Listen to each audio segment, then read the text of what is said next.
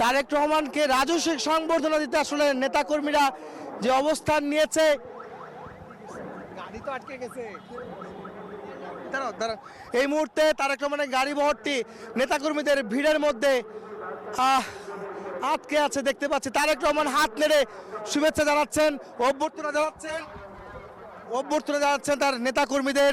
রাস্তার দুপাশে এত মানুষ আর মানুষ, সেটি দূর থেকে দেখানোর চেষ্টা করছি আমরা।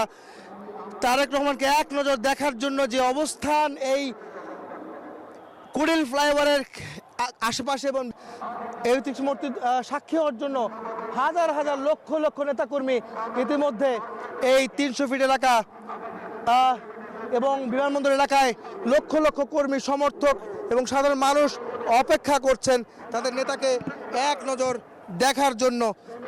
আপনারা দেখতে পাচ্ছেন তারেক রহমানের গাড়ি বহরটি ইতিমধ্যে কুড়িল ফ্লাইওভারে উঠছে। কুড়িল ফ্লাইওভারে উঠছে তার গাড়ি বহরটি আমরা দেখতে পাচ্ছি। সেটি কিন্তু নেতাকর্মীদের ভিড়ে অবস্থান করছেন। তারেক রহমান নিজে হাত নেড়ে তার নেতাকর্মীদের দেখানোর চেষ্টা করছেন। লক্ষ লক্ষ মানুষ, একটু দেখানোর চেষ্টা করব আমরা।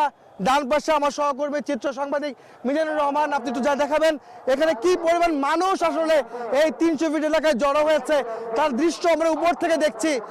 লক্ষ লক্ষ মানুষ অবস্থান নিচ্ছে এক নজর দেখার জন্য, তার নেতাকে দেখার জন্য।